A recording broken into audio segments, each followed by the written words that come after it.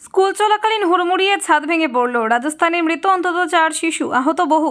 School চলাকালীন হঠাৎ ছাদ ভেঙে পড়ার মর্মান্তিক দুর্ঘটনায় চাঞ্চল্য ছড়ালো রাজস্থানে। ঝালাওয়াড় জেলার মনোহর থানা এলাকার পিপলরি গভর্নমেন্ট স্কুলে ছাদ ধসে মৃত্যু হয়েছে কমপক্ষে 4 জন ছাত্রছাত্রীর। গুরুতর আহত অন্তত 17 জন।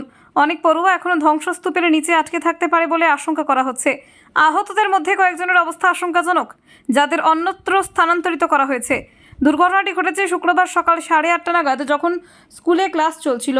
স্কুল ভবনের একতলা আচমকা ভেঙে পড়ে। তখন স্কুল চত্বরে প্রায় 40 জন পড়ুয়া এবং কয়েকজন শিক্ষক উপস্থিত ছিলেন বলে জানিয়েছে পুলিশ। হঠাৎ বিকট শব্দে ছুটে আসেন স্থানীয় বাসিন্দারা। তারাই প্রথম ধ্বংসস্তূপ সরানোর কাজ শুরু করেন। পরে ঘটনাস্থলে পৌঁছায় পুলিশ, দমকল ও বিপর্যয় মোকাবিলার বাহিনী।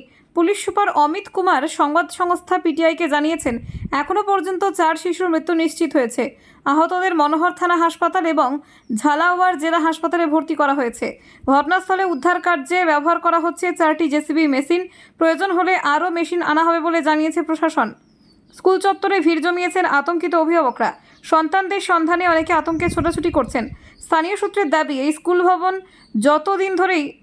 এই স্কুলের ভবন বহুদিন ধরে জরাজীর্ণ অবস্থায় ছিল। বারবার অভিযোগ জানানো হলেও প্রশাসনের তরফ থেকে কোনো পদক্ষেপ নেওয়া হয়নি। স্কুলটিতে প্রাথমিক থেকে 8ম শ্রেণী পর্যন্ত পড়াশোনা চলছে।